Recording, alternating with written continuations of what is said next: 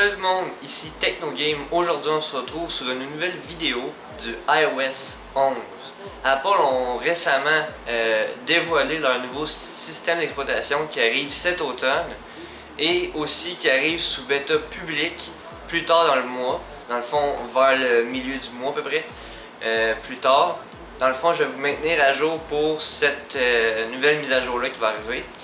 Pour le moment, j'ai une version, la toute première bêta dans le côté développeur de iOS 11, donc ce n'est pas du tout stable.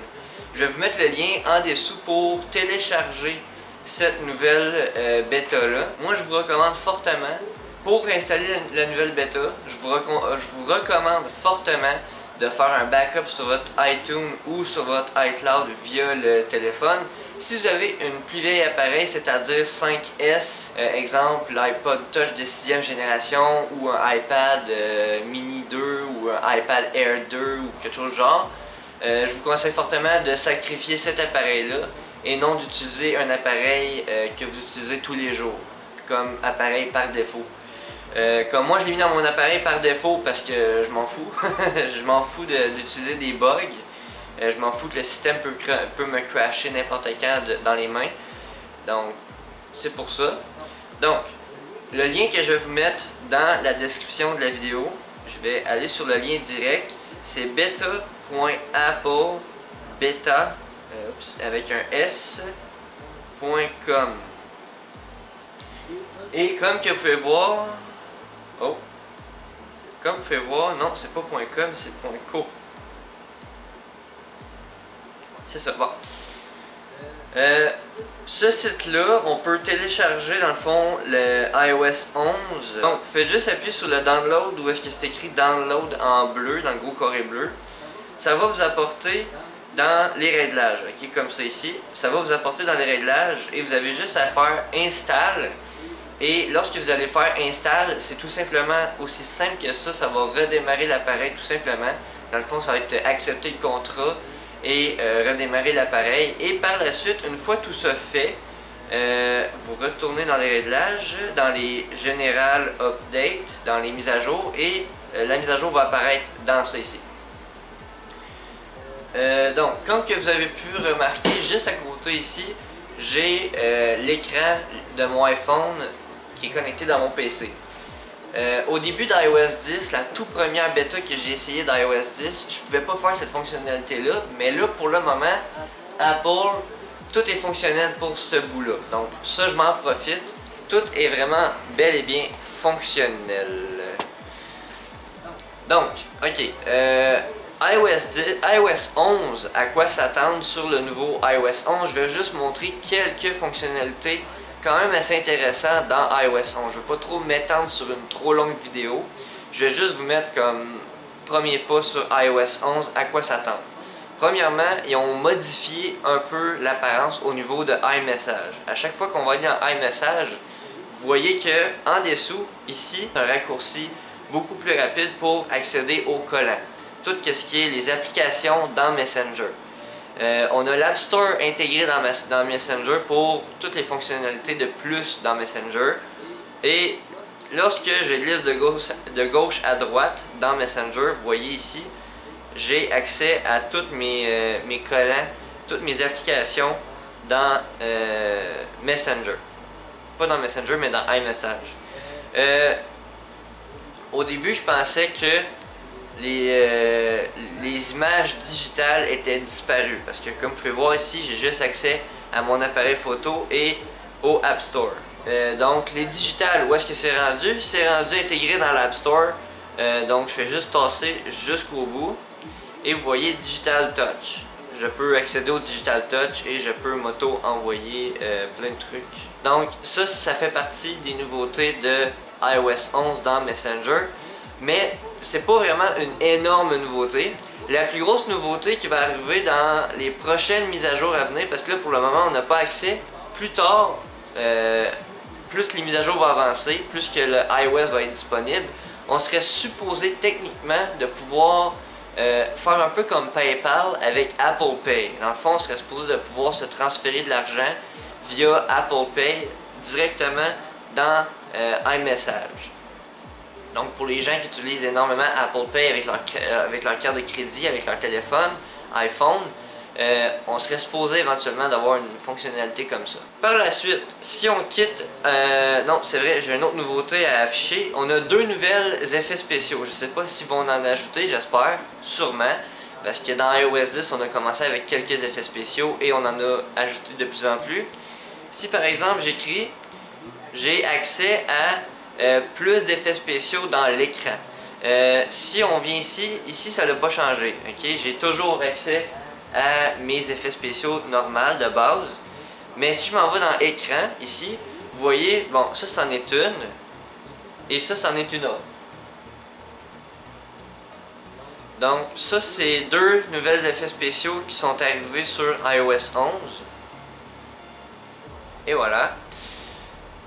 Donc iOS 11 par la suite, la grosse nouveauté par la suite c'est au niveau des notifications.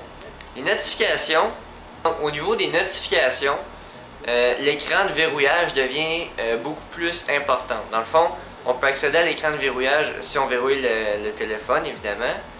Et on peut accéder aussi à l'écran de verrouillage juste en glissant de haut en bas à partir du haut du téléphone, juste comme ça ici.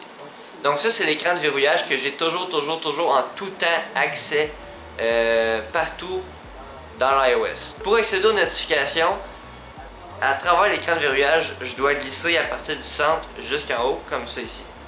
Donc il y a un léger bug qui se passe ici, on voit que c'est pas fluide, on voit qu'il y a un petit bug qui se passe. Mais ça c'est maintenant la zone des notifs qui est disponible en tout temps, même à l'écran de verrouillage. Exemple que je verrouille mon appareil et que je la rouvre à nouveau, je peux accéder aux zones de notification juste en glissant à partir du milieu, comme ça ici. Et j'ai accès à mes notifications. Par la suite, une des grosses nouveautés aussi, c'est le Control Center. Comme ça ici, ça c'est le Control Center. Il est modifiable, on peut ajouter des fonctions comme en enlever. Là c'est sûr que moi j'ai pas tout bourré mon Control Center d'options, mais c'est quand même une base. Maintenant c'est comme regroupé par catégorie. Donc tout ce qui est connectivité, que ce soit mode avion, cellulaire, Wi-Fi, Bluetooth, partage de données cellulaires, etc. C'est juste en haut dans le coin ici.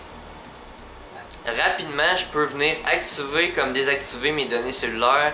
Bluetooth, je peux venir désactiver ça, je peux venir activer ça. Si je veux avoir plus d'options, je peux venir avec le 3D Touch, venir presser mon écran comme ça ici. Et j'ai accès à plus d'options. Par la suite, au niveau de la musique, vous voyez ici, j'ai la musique dans le coin ici. Je peux rapidement accéder à ma musique, comme que je peux skip... Comme que je peux skip une musique à l'autre. Et si je veux plus de détails, je peux carrément... Je vais baisser le son. Je peux carrément venir utiliser mon 3D Touch et ouvrir en plein écran ma musique. Par la suite, on a évidemment tous les autres trucs, c'est-à-dire le verrouillage avec une belle petite animation. On a accès à la lune, le ne pas déranger. La luminosité, je peux venir grossir aussi la luminosité, je peux aussi avoir le Night Swift en tout temps, je peux revenir au menu pour exemple le volume, donc ça c'est super intéressant. J'ai aussi des petites animations que je trouve assez le fun, comme vous pouvez voir ici en haut, j'ai le haut-parleur en haut, j'ai une mini animation, c'est quand même assez fluide, c'est beau, c'est le fun. Par la suite, dans le fond, le 3D Touch est accessible un peu partout. Oups, là je vois la calculatrice. La calculatrice aussi a une nouvelle apparence. C'est pas énorme, mais c'est ça. C'est une nouvelle apparence. Donc, le Control Center aussi, qu'est-ce qui est assez agréable, c'est qu'on a un mode ne pas déranger, mais au volant. Ce que ça sera supposé de faire, c'est de fermer le téléphone lorsqu'on conduit, ne pas avoir à toucher au téléphone. Dans le fond, le main libre serait supposé d'embarquer automatiquement. Au niveau des textos, ça veut dire que le ne pas déranger serait supposé d'envoyer automatiquement un texto au contact, au destinataire qui vous demande de vous répondre. Par la suite, qu'est-ce qui est assez agréable aussi, c'est que j'ai accès aux économiseurs de batterie ici. Donc je peux mettre l'économiseur de batterie. J'ai accès au portefeuille dans le Control Center. J'ai accès à peu près tous les réglages rapides dans le Control Center. Et surtout, j'ai accès à un mode Recording. Apple ont ajouté un mode qu'on peut enregistrer notre écran sous forme de vidéo. Et qu'est-ce qui est agréable de ça, c'est que je peux même activer un micro dessus. Donc je vais pouvoir utiliser ça. La seule chose qui est un peu emmerdant, si je peux dire ça comme ça, c'est qu'à chaque fois que je l'active, j'ai toujours une barre en haut de notification pour dire que je suis en train d'enregistrer. Ça, je trouve ça un peu agressant avec le temps, parce que ça enlève un peu d'accessibilité au niveau de la barre en haut, ça enlève un peu de place dans l'écran, bref. J'aime pas trop ça, ça fait pas trop professionnel, mettons. Je préfère ma méthode à moi que, dans le fond, utiliser mon ordi, mais quand même. Pour les ceux qui sont pas aussi bien équipés, pour les ceux qui commencent ou qui veulent faire du contenu ou whatever, c'est pratique. Pour App Store aussi, ça c'est un grand et énorme changement. Le plus grand changement de iOS, si on veut. Le App Store, ils ont complètement changé le App Store au complet, au grand complet. Donc, je peux naviguer ici à l'accueil. Ça change régulièrement à l'accueil. Par la suite, j'ai une section Game, qui est tous les jeux, autant payants que gratuits. J'ai accès aux apps ici. Donc, j'ai plusieurs catégories, j'ai plusieurs façons d'approche au niveau des apps. J'ai accès aux vidéos, un peu comme sur Facebook, quand on déroule l'actualité, qu'il y a des vidéos qui partent automatiquement. C'est un peu pareil sur le App Store. J'ai accès aux updates comme d'habitude.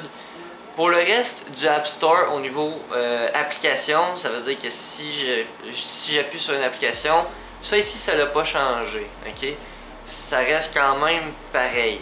La seule chose qui change, en gros, c'est des vidéos qui partent automatiquement comme ça ici. Les boutons ont changé un peu, mais en général, le App Store reste quand même similaire. Donc, sur ce, c'est TechnoGame. Merci d'avoir écouté ma vidéo. Je vous conseille fortement de vous abonner pour avoir les prochaines vidéos. Activez aussi les notifications dans la zone des notifs, que ce soit sur l'iPhone, que ce soit sur l'application mobile ou l'ordinateur. Activez les notifs.